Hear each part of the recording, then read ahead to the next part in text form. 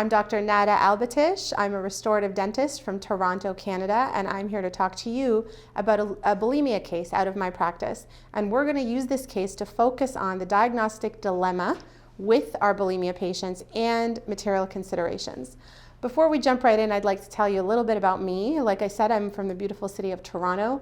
I founded a practice, All Smiles Dental, 10 years ago. And I'm the director of Study Club in the Six, which is the Toronto affiliate of the Seattle Study Club. All the dentistry that I do, I would not be able to do without my amazing team, some of whom are missing in this photo.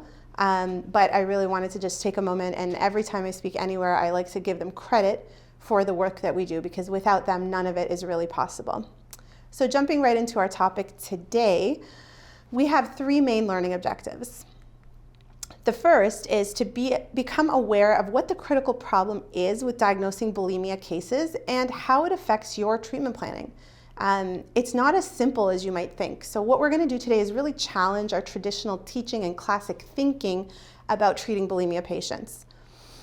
The second learning objective is to how do we create a safe space for our patients to be able to communicate with us openly and honestly? And that's really important for our proper diagnosis, and you'll learn about that in the next few minutes. And the third really important thing is for us to master material selection, really evaluating the current materials available on the market today, looking at the risks and benefits of putting these different ceramic materials in an acidic oral environment and seeing what happens to those materials and what are the best choices for us to make. And the way that we're going to start really looking and diving into this is by meeting a patient from my practice named Adele. Beautiful woman, mid-40s, really kind, really hates her smile. And this is what she looks like when she walks in. She has spent the last 20 years of her life basically covering her mouth, and it gets worse as she gets older. She says that there's grayness at the bottom edges of her teeth. Some of it has been restored with bonding already, and you can see translucency, thinness, and you can see that bonding that's been, they've been trying to use it to cover some of that translucency and restore some of the chipping that's happened. And when you look at the occlusal view of this patient, this really is a classic bulimia patient. Lingual acid erosion from the gastric contents coming up with force, right? And so when we see a patient like this who says, "Doc, I hate my smile, I need your help," the real question is, where do we begin? Do we just start restoring? And that is actually not the right thing to do, because when patients come into our practice, there is all kinds of worn dentitions that can come into the practice, right? So these are just examples of different kinds of wear that we can see. So of course, the first thing is to determine the etiology of the wear, what's really causing it. And like I said, in this case, it's a textbook bulimia case. So once you figure that out, now what we need to do is we really need to stop and make sure we have a super accurate diagnosis, right? Because there really is only one correct diagnosis, but there can be multiple correct treatment plans. And that's why it's okay that if I treat a case one way and you treat it a different way, it doesn't mean that any of us are wrong, but the diagnosis should be the same, right? So here's what I want you to think about when we're diagnosing our bulimia patients. We're gonna go back in time to dental school, okay? So the classic teaching on bulimia is if you have a bulimia patient and they've been cured, then you can go ahead and restore in any way that you want. This is a straightforward restorative case, and your patient is going to live happily ever after. But if you have a bulimia case that is an active bulimia case, what we've been taught in the past is do not treat. And what does that really mean? To me, what it really means is wait, let the patient deteriorate until they are cured. So now the real question I want to ask you is, to treat or not to treat? What is the right thing to do here? Because the reality is there is a real problem with not treating these patients. The true problem with bulimia, which has been studied and has been shown, is that approximately 30% of patients with bulimia nervosa engage in recurrent binge eating or purging behaviors after 10 years. And that's even if they've been treated before. 30%, that's a big number. And that's just the people that admit it, right? So the real question is, how would you know that this patient has been cured and what you're looking at is historic damage, or this is an active bulimia case? How would you know? How can you diagnose the real diagnosis? Is this a cured bulimia case or is this an active bulimia case? And the only way for you to know is for the patient to tell you. And this is why figuring out this diagnostic dilemma requires us to create a safe space for patients to be able to open up and communicate with us. And the funny thing is, whenever I present this case in Warren Dentition lectures, I inevitably have doctors that come to me and say, how do you get the patient to tell you? Look, how do they admit it? How do we make the patient admit it, right? And so I did some research. And the real question, actually in the literature, you'll find an article on this. Why do patients often lie to their doctors? This is a real thing. A survey of 4,510 Americans in the year 2019 found that 60 to 80% of patients admitted to not being forthcoming and honest with their physicians. Why on earth would they do that? You're going to them for help. So what's the real answer? And what people cited was fear of judgment, fear of being lectured. They don't want to be shamed. They don't want to be blamed. They don't want to be judged. Over half of people feel embarrassed. And the real thing that got me thinking is they don't want to waste the doctor's time. They actually think that what you're asking when you ask this is not relevant to what you need to do for them. And when I think about that, it actually brought me back to a concept that I teach about in business. I literally pulled this slide out of a business lecture about culture. Whether you're dealing with your team or your patients, there's a cultural element here. And culture truly starts with you. So are you telling people, without using these words, but is what we're saying, I'm here to tell you what's right because what you are doing is wrong? Or are you saying, I'm here to help you? And how do you communicate that I'm here to help you and let that patient know and feel that so they can trust you and actually tell you what's going on? And the best way that I've found over the years is to start with why. This is a brilliant business book by Simon Sinek about how to motivate people and how to create core values for your business that other people will also follow. But the same thing works for normal human behavior. If patients actually understand why it is that you need to know this, then they might consider it to be as relevant as you do. And now what I'm going to do is I'm going to walk you through a mindset shift of potentially why it is really important for you to know whether this is an active or a cured bulimia case. So we're going to challenge the traditional teaching and the traditional thinking about these patients. So your bulimia patient comes in. If they're cured, we already know, you can go ahead and treat normally. And what that really means is you can use any restorative material you want. You can do equigingival or supragingival margins, make it easy for yourself, make it easy for your patient to clean later, and all that good stuff. Now, if the patient comes in and they are an active bulimia patient, the real question that I have for you here is, can we use restorative dentistry to prevent the teeth from deteriorating? Can we protect the teeth with our restorative dentistry? And how can we possibly do that? Because why is it that we're classically taught not to treat bulimia patients? I'll tell you, the reason is that if you put the restorative margins in a normal place, equigingival or slightly supragingival, the acid erosion is going to wear away the natural tooth structures at your restoration margins. So over time, you're going to see saucer-shaped, almost abfraction-like lesions, right, from the acid erosion at the restorative margins, and you're going to get recurrent decay, and it's a mess. So the answer over time has become just don't touch it, right? Don't treat those patients. But I challenge you to think, what happens if you just put the margins subgingivally? What happens if you put your restorative margins slightly into the sulcus so that when there is acid in the oral environment, it's not attacking the restorative margins? All your restorative margins are going to be buried, let's say 0.5 millimeter subgingivally or so. Use magnification when you do this so that what we want to do is be subgingival with our restorative margins. What we don't want to do is encroach on the epithelial attachment, right? So here is the original occlusal photo for Adele, so you can see the wear there. And this is how I prepared Adele's case. The occlusal shot of the preparations, and you can see that the margins are really actually subgingival on every tooth that was prepared. And you'll also notice that the facial and lingual surfaces are not prepared. The lingual was basically prepared by the acid erosion, so this is actually mostly an additive case. And the reason I broke the contacts is to close some of those open gingival embrasures that we saw in the original retracted photo. So here's what she looks like prepared from the front view. And here is Adele in her temporaries. And I mean, look at her. She looks like a different person. Part of it, of course, you can tell her hair's longer. Her face looks a little different. It's been a few months, okay? And the reason why she's in temporaries for a few months is because she was a TMJ patient. So I wanted to make sure that she was going to be stable in my provisionals before I move her to her final restorations.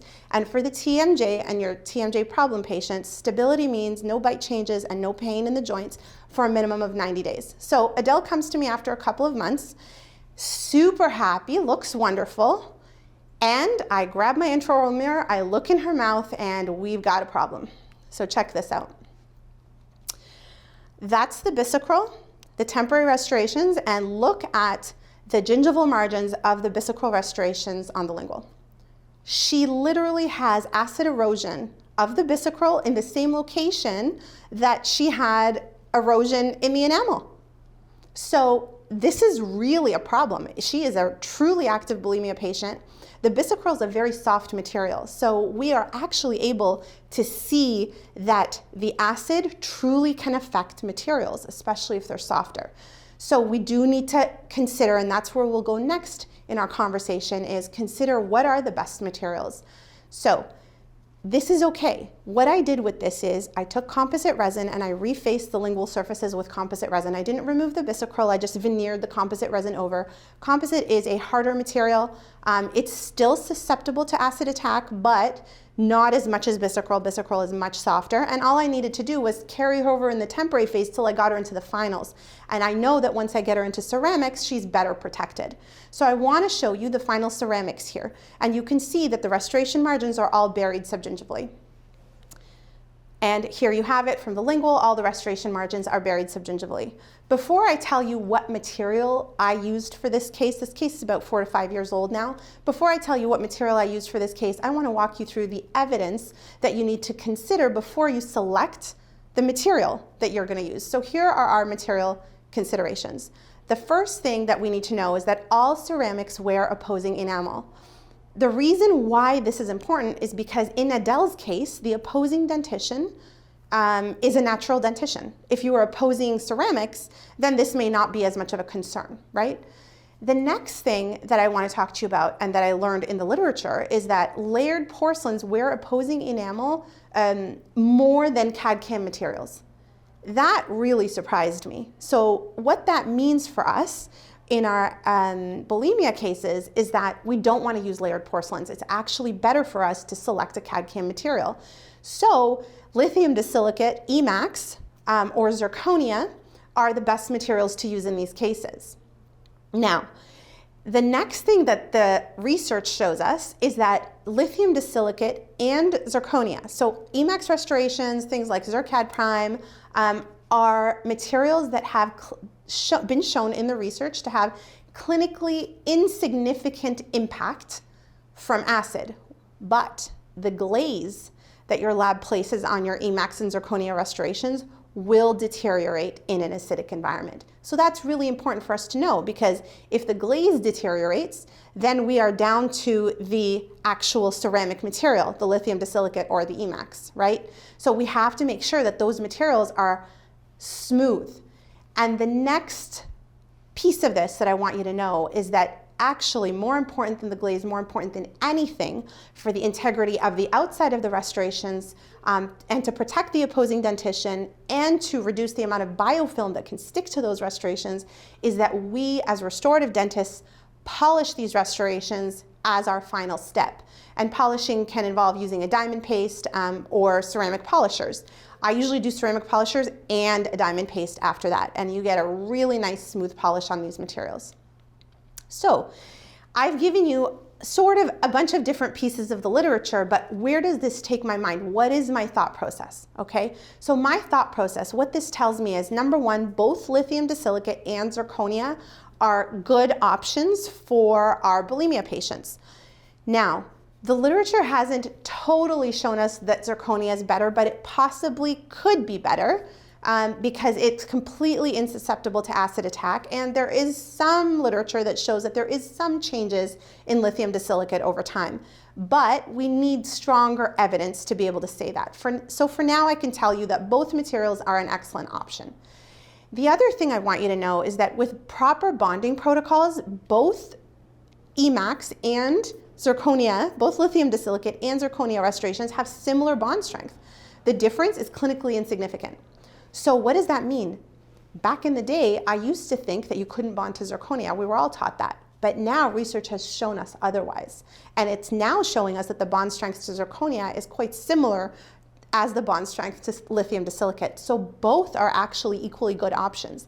And if more research shows that zirconia has absolutely no change in an acidic environment, whereas Emax or lithium disilicate has some, then perhaps today I'd be more confident to use zirconia as the final material of choice. So that's really important for us to know. And then the final piece of this is that a polished ceramic is smoother and more protective to the opposing dentition than a glazed or an adjusted ceramic. And that's a study done by Nate Lawson.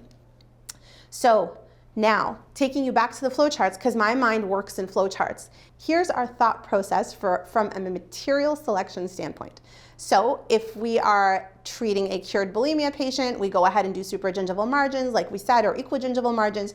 Do whatever you would have normally done for a normal restorative patient with any material of your choice. But if we're talking about an active bulimia patient, then we want to bury our restorative margins subgingivally without encroaching on our biological width or epithelial attachment.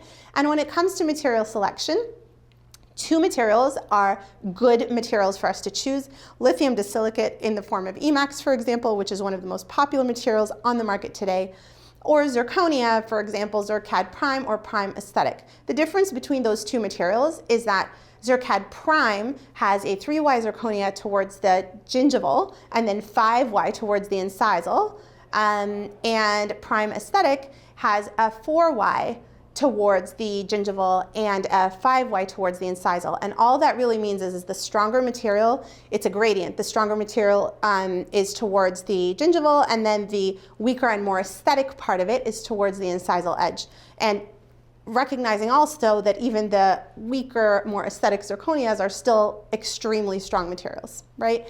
And the really, really important thing here is whichever material you choose, you need to polish your ceramic at the end, because that's going to be what creates that smooth surface over the long term and is long-term protective. And in these cases, I actually polish about once a year and keep that smooth polish for the patient over time. That's how we create longevity.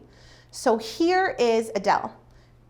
The woman, when she first came to see me, really hated to smile, covering her mouth, really kind of hated life, hated herself, didn't want to get out there, didn't want to talk to anybody, didn't like people to see her teeth. Today, if Adele sees a person, she can't stop talking. She's always flashing a smile, and she literally has said this on video. And she's, whenever I need her for pictures, for follow-ups, I call her and she's happy to model for me. I mean, what a change. The material that I used for this case about 4 or 5 years ago was Emax. Today, if I was to do this case again, I'd be more confident knowing that I can use zirconia and that the bond strength is just as strong as Emax, and the zirconia possibly is more wear resistant to acid attack, potentially than Emax, or at least is the same, right? And we can use a high aesthetic zirconia. So here she is, beautiful, complete, loving to model. And so to wrap this up, the first thing that we talked about was to be aware of the critical problem with diagnosing these cases. And the critical problem really is figuring out if the patient is an active bulimic or if they've been cured before. And the only way to know that is if the patient tells you. So we need to create a safe space for the patient to tell us. And what does that really mean? It's an age-old sales strategy. You need to tell the person what's in it for me, right? They need to understand the why. They need to know why it's relevant.